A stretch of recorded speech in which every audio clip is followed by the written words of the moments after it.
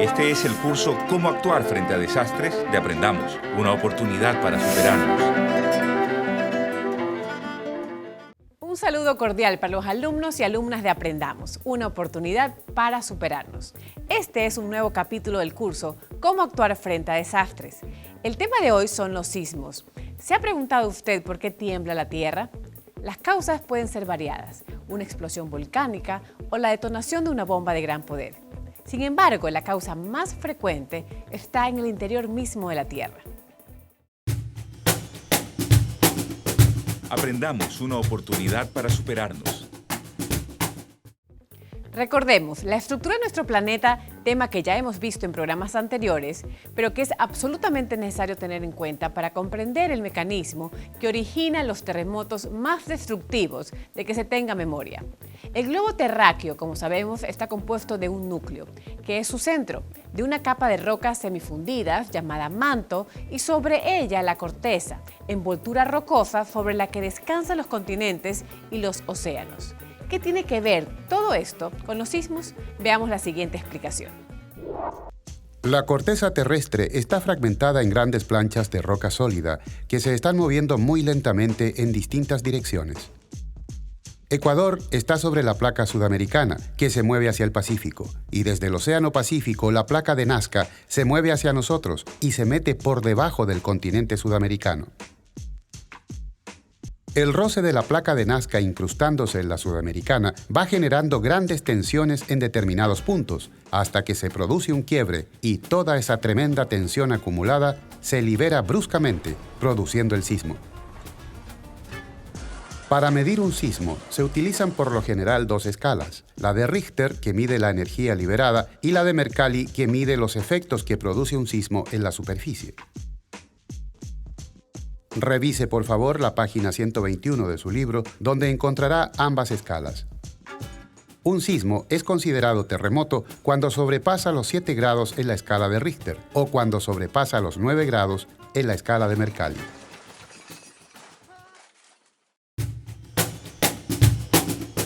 Aprendamos, una oportunidad para superarnos. ¿De qué manera puede afectar este fenómeno a nuestro país y particularmente a la zona costera? Nos responde el ingeniero Ángel Proaño, profesor de la Universidad Católica de Guayaquil. Si la placa del Pacífico y la placa americana de América del Sur se enfrentan y chocan, es en ese sector, frente al perfil costanero nuestro, donde está la zona generadora de sismos más fuertes. Como penetró una parte del fondo marino, levantó el continente americano y creó los Andes, lo fracturó. Imagínate que esto fuera una mesa de vidrio y cogiéramos una piedra y la tiráramos. En el punto donde cayó, que sería el punto donde la placa del Pacífico impactó dentro del continente, se produjeron fracturas, como se produciría en el vidrio. Pero esas fracturas no solo están aquí, sino que se irradiaron. Esas son las fallas geológicas que tiene todo continente y que tiene el Ecuador.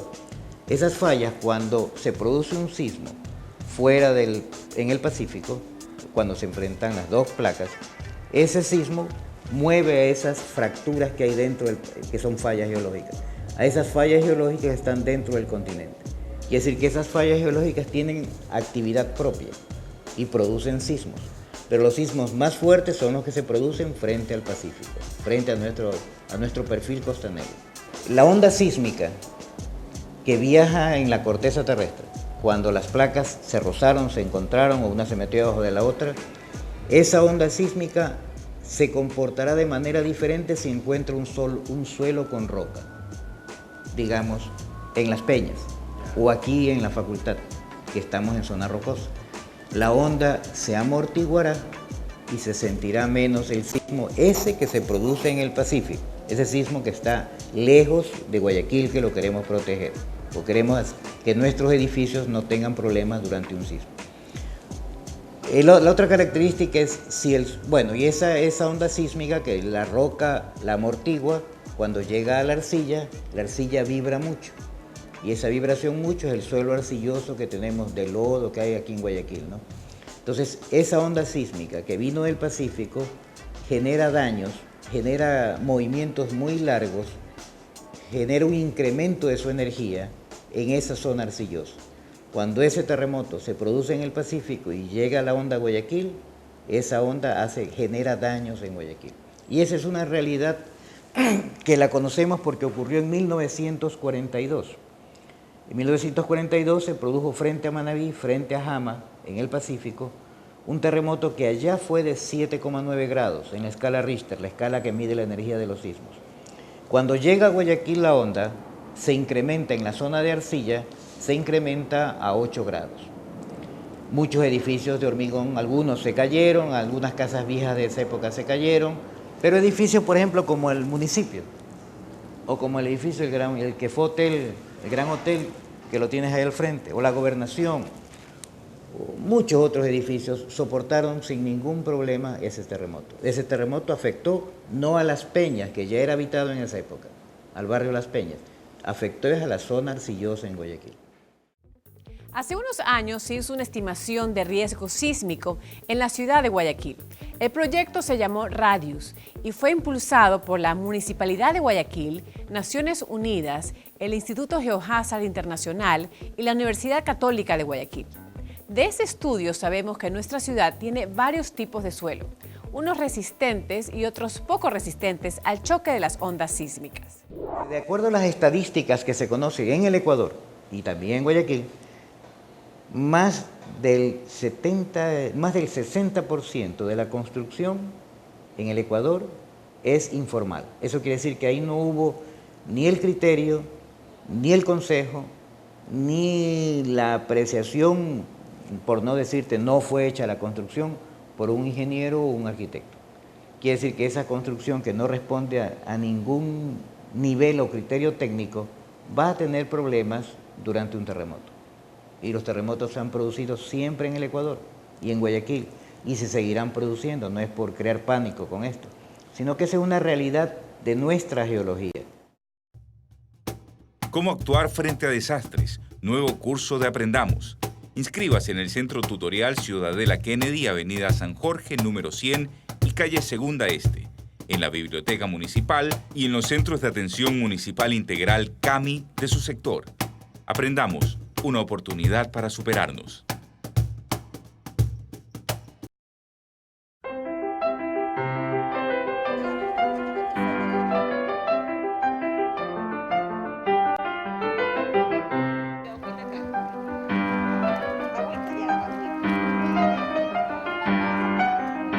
Los árboles son vida, son salud, son fuentes de energía y de comida también. Para mejorar el medio ambiente y la calidad del clima, mejorar la capa de ozono, la oxigenación, eso.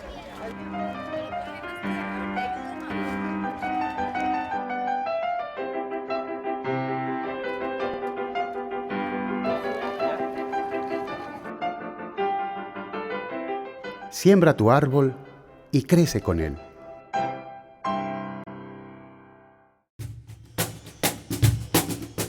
Aprendamos, una oportunidad para superarnos. ¿Qué es la sismoresistencia? Como nos acaban de explicar, un sismo se transmite a la vivienda por el suelo a través de sus cimientos. El choque de las ondas sísmicas genera distintas fuerzas en la estructura de la casa que pueden agrietarla o derrumbarla si no está hecha con criterios básicos de sismoresistencia. ¿Cuáles son esos criterios constructivos? Revise la página 186 de su libro, donde encontrará nociones básicas de sismoresistencia aplicables a la construcción de su vivienda. Sobre este tema pedimos una explicación al ingeniero Jorge Manzano, experto en diseño estructural. Ingeniero Manzano, ¿qué criterios técnicos se deben aplicar para que una construcción resista un sismo de gran magnitud? Guayaquil se encuentra en una zona de altísimo riesgo sísmico. Hemos corrido con mucha suerte, Chimbote en el Perú, el eje cafetero en Colombia, Ica en el Perú otra vez, Chile y Haití. Y al Ecuador apenas nos ha tocado un poco en Bahía de Caracas, pero eso no significa que estemos totalmente libres. Como consecuencia de esto, es indispensable que la característica de nuestras construcciones esté en capacidad de soportar un evento sísmico. Y los criterios básicos para ello son, primero, elegir un suelo que tenga la capacidad resistente adecuada para soportar una edificación. Mientras más duro sea el suelo, mejor. Y si el suelo es demasiado suave, habrá que hacer una reposición para que nuestra edificación tenga las mejores características. Luego, hay edificaciones que necesitan más cuidado. Yo les hablo de escuelas, colegios, cines, hospitales, clínicas, estadios, que deberían de ser controlados en una forma especial. Es indispensable, para mejorar las condiciones sismoresistentes de una edificación, que haya una alineación horizontal, haya una alineación en el sentido frontal y haya una alineación vertical de las columnas. Eso me da una estructura coherente que tiene mayor capacidad de trabajo. Segundo, es indispensable utilizar materiales que sean muy resistentes, pero que a la vez sean livianos. Por ejemplo, aquí tenemos una losa específica para eso. Es una losa que es de poliestireno expandido, sumamente liviana, pero bastante resistente. Es una losa de hormigón. Cuando la edificación es liviana, va a capturar menos energía y va a tener una disminución del riesgo sísmico. Esa es la explicación de este tipo de losas supermodernas que están popularizadas en estos momentos en la ciudad de Guayaquil y en el mundo entero. Insisto, alineación de columnas en un sentido, alineación de columnas en otro sentido y alineación sobre todo de columnas en sentido vertical. Eso disminuye la peligrosidad de un sismo. Están viendo el curso Cómo actuar frente a desastres de Aprendamos. Para aclarar sus dudas sobre los temas tratados en este curso, usted puede llamar al centro tutorial al teléfono que aparece en pantalla, asistir a tutorías presenciales, cuyas fechas y lugares puede consultar en el CAMI de su sector, o hacer preguntas por Internet a la dirección electrónica que está en pantalla. Aprendamos, una oportunidad para superarnos.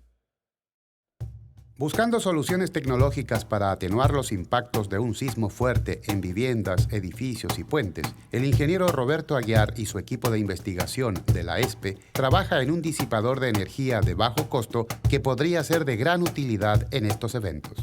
Este es nuestro aislador de base, aislador elastomérico, para ser colocado en puentes, para ser colocado en viviendas. Este aislador de base es un gran sándwich formado por goma, acero, goma, acero, goma, acero. Esa goma acero está perfectamente vulcanizado. El espesor del acero que hemos usado aquí es de 2 milímetros hasta el espesor de acero. Y la goma o caucho es de 8 milímetros. Es interesante, este caucho de aquí proviene del caucho de las llantas. Las llantas de los vehículos, cuando ya están viejas, cogemos, las molemos, las trituramos, ese caucho ya le volvemos a reutilizar. Ese caucho le mezclamos con otra caucho de mejor calidad y tenemos este aislador elastomérico. De tal manera que estamos matando 2 pájaros en un tiro. Teniendo un aislador que nos va a ayudar muchísimo a tener estructuras seguras, y además en el aspecto ecológico, ¿qué hacemos con tanta llanta que nos sirve? Acá este aislador se complementa con 2 placas en los exteriores más gruesas. Esta placa de aquí, por ejemplo, va conectada a la cimentación, al plinto, y la otra placa va conectada al edificio, a la parte de arriba. El aislador trabaja al corte. Cuando viene un sismo, este aislador empieza a moverse así. Y así es como disipa la energía. Viene la energía del sismo, el sismo viene y aquí se queda y no le permite pasar a la estructura. ¿Se imagina usted construir una casa para una vivienda de una familia pequeña de unos 80 o 100 metros cuadrados de construcción? 2 aisladores. Máximo se requeriría unos 6 aisladores por casa. Y el costo de esto Al hacerlo aquí en el Ecuador, con esa tecnología, no está costando una cosa más de unos $500. El aislador de base, como les había indicado hace un rato, trabaja como un filtro que absorbe las altas frecuencias y vea cómo se comporta el edificio. ¿Qué podemos hacer nosotros, individualmente, como familia y como barrio, para prevenir desgracias y para protegernos durante un sismo?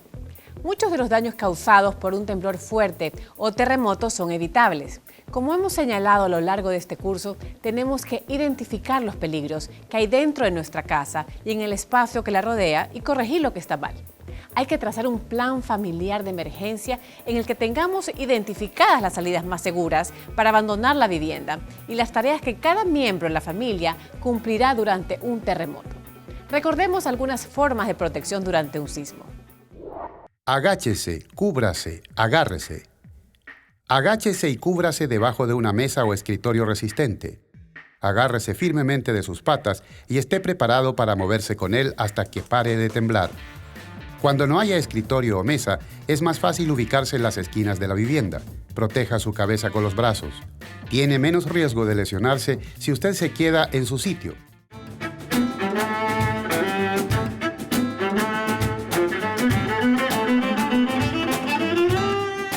Está viendo el curso Cómo actuar frente a desastres de Aprendamos, un aporte de la muy ilustre Municipalidad de Guayaquil en alianza con canales de televisión de señal abierta, Diario Súper, Fundación Ecuador y Universidad Casagrande, para la necesaria formación de una cultura de la prevención en nuestro país. La experiencia aconseja tener una caja o maleta de supervivencia para que usted y su familia puedan enfrentar de mejor manera las primeras horas y días que siguen a un desastre. ¿Qué debe tener esta reserva? Un botiquín de primeros auxilios con elementos básicos para atender accidentes menores. Elementos de higiene personal, papel higiénico, jabón, cepillos, pasta dental. El agua es lo esencial. Hay que tener como mínimo 1 galón por persona al día, medio galón para beber y medio galón para las comidas e higiene personal. Alimentos. Los alimentos enlatados, frutos secos y granos son los que se recomiendan por su larga duración, pero usted elegirá los que más convengan según el lugar donde viva. Calcule raciones por persona para 3 días. Será muy útil una radio a pilas para estar informados. También cobijas para el frío, un sobre con copias de los documentos personales, una linterna, fósforos y velas. Todo esto dentro de una maleta, caja o mochila, puesta en un lugar de fácil ubicación para llevarla en caso de que la familia deba abandonar su vivienda.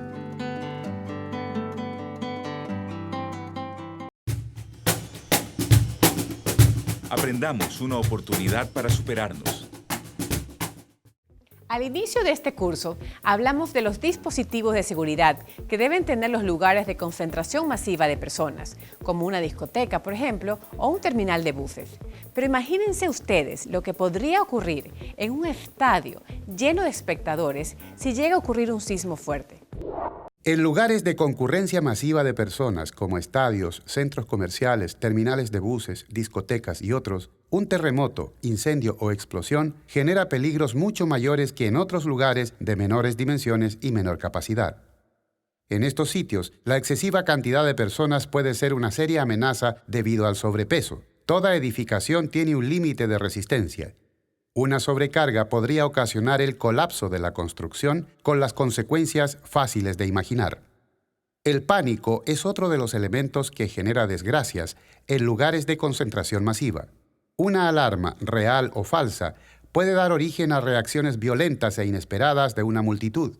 Las huidas apresuradas y sin control causan lesiones, asfixias y aplastamientos de personas. Debemos tener especial cuidado con esta amenaza en estadios, fiestas populares, aglomeraciones en centros comerciales y otros lugares de concentración humana. ¿Qué deberían saber las decenas de miles de personas que asisten a un estadio en caso de terremoto, explosión o incendio, por ejemplo? Estuvimos en el Estadio de Barcelona, en Guayaquil, y le hicimos esta misma pregunta al director de seguridad de este campo deportivo. ¿Qué hacer en un tema de emergencia en un estadio?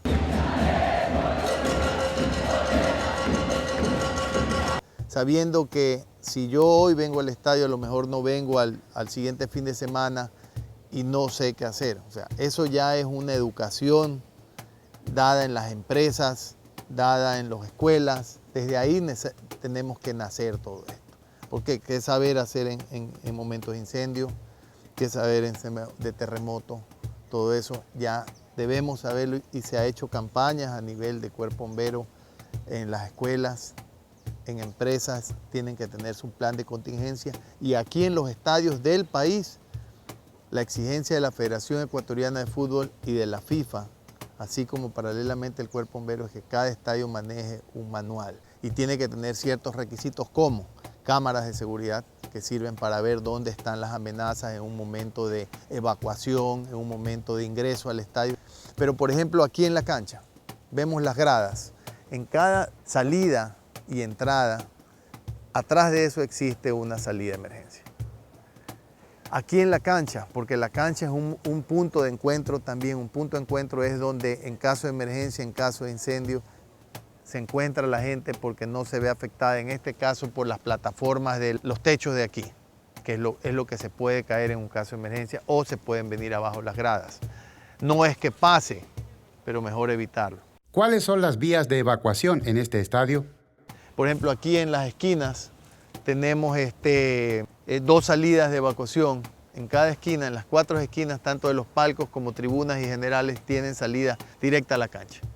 Al igual que fuera del estadio o en el interior del estadio, en cada puerta de evacuación existe una persona con las llaves, con candado abierto para un momento de evacuación. Lo principal de una emergencia es guardar la calma, porque la mayoría, las estadísticas dicen que la mayor cantidad de gente no muere por causa del terremoto, sino aplastado. ¿De qué manera se informa a los espectadores sobre las salidas de emergencia y normas básicas de seguridad?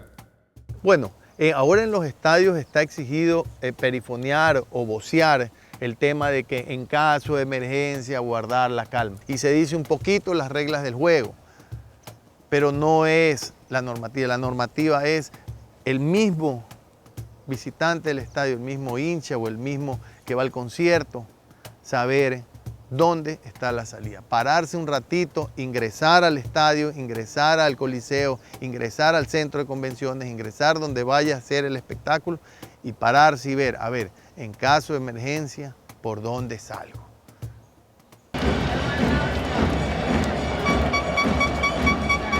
La gente sale de esta localidad y las 2 puertas de aquí normalmente están abiertas en un partido y se abren para afuera. O sea, estas permanecen abiertas. Obviamente no hay, en los alrededores, aquí no hay vendedores ambulantes, no hay nada sentados en los pasillos tienen que quedar, las escaleras tienen que quedar limpias para que pueda la evacuación correcta. Y viene y busca la salida, que es lo que les mencionaba, los letreros totalmente marcados. Obviamente este es el ingreso, como hay torniquetes, por ahí no pueden salir. Pero estas puertas permanecen abiertas, está un personal que tiene la llave para en caso de evacuación. Por ejemplo, de estas 2 localidades que les acabo de explicar, lo importante es buscar la salida más cercana. Yo les mencioné hace un rato, tenemos que saber dónde están las salidas. Pararse un ratito a ver cuál es mi salida, cuál es mi localidad, cuál es la más cercana. Por ejemplo, de esta localidad lo obvio es salir ahí y allá. Hay una puerta aquí, pero no meterse a esta puerta, pese a que está abierta o está con una persona. ¿Por qué? Porque se va a tocar con otras personas saliendo. Nunca pueden, si es que ya salieron, no se pueden, si se olvidaron la cartera, si se olvidaron algo, ya no regresen, se perdió. O rescátenla después si aparece, pero no pueden vuelta atrás. O sea, si ya sales, sales. Y siempre en el sentido de la masa, en el sentido de la salida. ¿Por qué? Porque si ustedes se van en contra de las masas, entorpecen la salida y pueden matar y causar daño y matar gente. Recuerde usted lo siguiente. Si le tocara vivir un sismo fuerte, un incendio, una explosión u otro evento similar en sitios muy concurridos, tranquilice a las personas que están a su alrededor. Salga calmada y ordenadamente del lugar. No busque salir apresuradamente ni por cualquier parte. Unos empujarán a otros haciéndose daño. No grite ni fomente la violencia. Evite el pánico. Avise a los organismos de socorro. No conteste. Y si contesta, detenga su vehículo donde pueda hacerlo.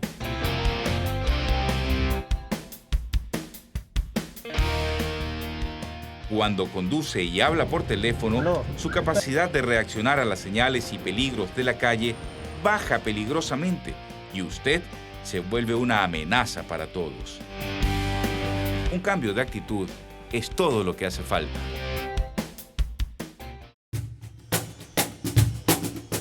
Aprendamos, una oportunidad para superarnos. Les presentamos a continuación Notas Eléctricas. Notas eléctricas. Nosotros tenemos aquí un esquema de una casa básica que ustedes más o menos lo que tienen en sus domicilios.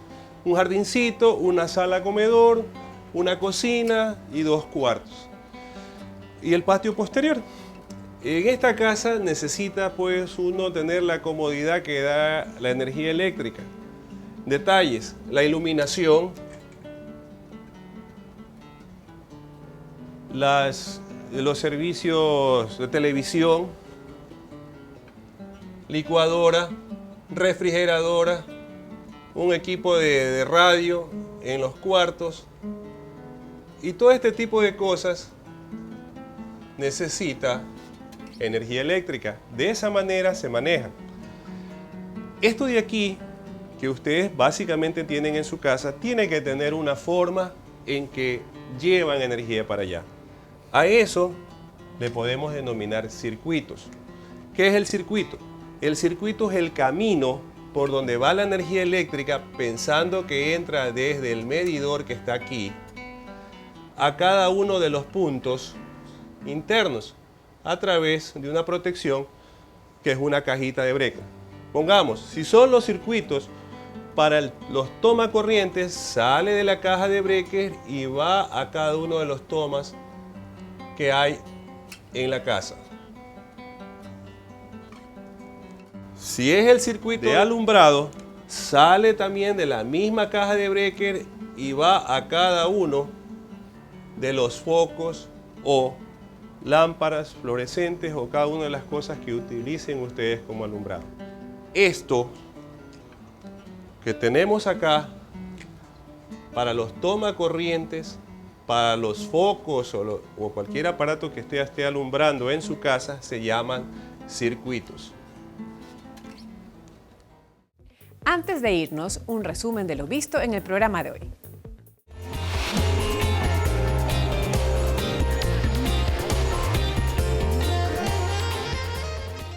En este programa hemos explicado por qué tiembla la Tierra, las escalas que existen para medir los sismos. Dimos información acerca de los tipos de suelo que hay en Guayaquil. Explicamos los criterios básicos de una construcción sismo resistente. Recordamos las medidas de protección que podemos adoptar durante un sismo. Informamos acerca de los dispositivos de seguridad que tiene el Estadio de Barcelona en Guayaquil. Aprendamos, una oportunidad para superarnos. Y esto ha sido todo por hoy. Revisen por favor el capítulo número 6 de su libro. Les sugiero cumplir las actividades que se presentan al final del capítulo. Mucha suerte a todos y hasta la próxima. Esto es Aprendamos, una oportunidad para superarnos.